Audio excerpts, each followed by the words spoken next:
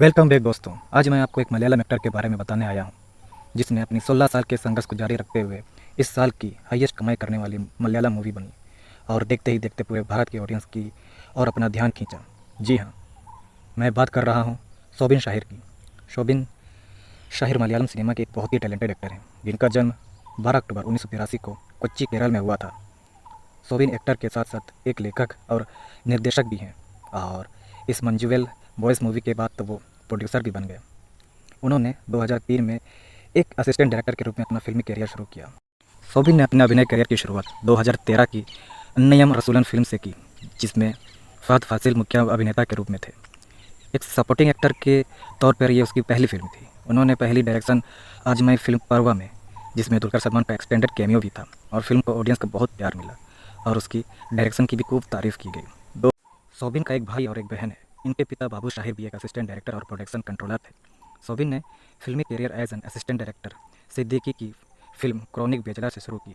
उन्होंने डायरेक्टर सिद्दीकी के अलावा फाजिल, संतोष शिवा और अमल नीरड जैसे मलयालम के दिग्गज डायरेक्टर के साथ काम किया और उसने असिस्टेंट डायरेक्टर होते हुए भी डायरेक्टर फाजिल की 2002 की फिल्म कैथियरुम दूरात फिल्म में छोटी सी भूमिका निभाई थी, लेकिन उसे पहली बार छोटी सी भूमिका से परे अच्छी रोल का मौका अल्पोनस पुथारन की फिल्म प्रेमम ने दिया था, जिसमें वो एक पीटी टीचर के किरदार में दिखे थे।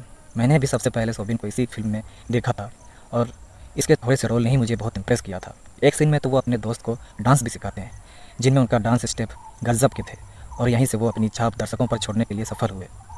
इसके बाद 2015 में बैक टू बैक फिल्मों में उन्होंने सपोर्टिंग किरदार निभाए, जिनमें से चार्ली का डिसूजा, मैं सिंते प्रतिकारम का क्रिस्पिन, काली का प्रकाश आदि शामिल हैं, जिनसे इनकी पॉपुलैरिटी थोड़ी बहुत बढ़ने लगी। देखते ही देखते मलयाली ऑडियंस के साथ साथ अन्य मूवी लवर्स के बीच शोबिन एक फेमस चेहरा बनते जा रहा था और लोगों के बीच फैन फॉलोइंग बनती जा रही थी। इनकी फ़ैन फॉलोइंग की कंफर्मेशन इसी बात से लगाई जा सकती है कि जब दौर 2016 का आया, तब एक सिर्फ कैमियो रोल के रूप में जब उनकी एंट्री कमट्टी पदम फिल्म में कराटे बीजू के रूप में हुई, तो दर्शक उस एंट्री पर चीयर और सीटियां बजाने लगे। इसके बाद तो मानो इनके सफ़र की शुरुआत शुरू सी हो गई और हर प्रकार के किरदार के लिए उसको ही चुना जाने लगा था। रोल चाहे वो लीड रोल के दोस्त का हो या ग्रे शेड का हो या एक कॉमेडियन का हो या फिर किसी तरह के गेस्ट अपीयरेंस का, पहली पसंद शोबिन ही हुआ करती है। ढेर सारी फिल्मों में ऐसी ही लगातार साइड रोल्स करते करते वक्त आया लीड रोल निभाने का और इसे ये मौका मिला सुडानी फ्रॉम नाइजीरिया फिल्म से, जिसके डायरेक्टर जकारिया मोहम्मद हैं और इस फिल्म के लिए बेस्ट एक्टर का केरला स्टेट अवार्ड भी जीता उसने। फहद फासिल के साथ दोबारा काम करने का मौका मिला कुंबलुंगी नाइट्स मूवी में, जहां फहद की एक्टिंग की तारीफ तो की जाती है, वहीं उसके तुरंत बाद शोबिन के साजी वाले रोल की भी बेहद तारीफ की जाती है।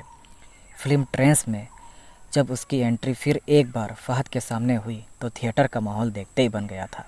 दोनों की जुगलबंदी ट्रेंस फिल्म में बहुत थ्रिल से भरी हुई थी। इसके बाद शोबिन फहद के साथ इरुल मूवी में एक साथ दिखे, यानी शोबिन और फहद की जोड़ी अब तक कुल 7 बार पर्दे पर दिखी गई है और हर बार ये जोड़ी कमाल करती ही है। 2021 की फिल्म भीष्म पर्वम, जिसके लीड रोल में ममूटी सर थे, उसमें सेकंड लीड के रोल में शोबिन ही थे और वो फिल्म भी क्या कमाल की थी।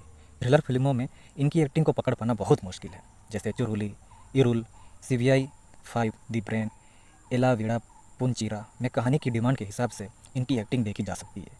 एक पल के लिए तो लगता भी नहीं कि ये एक्टिंग भी कर रहे हैं। इतना नेचुरल एक्टिंग की आपको देखकर कभी कभी एक्टिंग करने की इच्छा सी आ जाती है। हॉरर कॉमेडी फिल्म रोमांचक में तो इसने दर्शकों को और चौंका दिया जब पता चला कि एक्टिंग के मामले में शोबिन हर एक विधा में अव्वल है।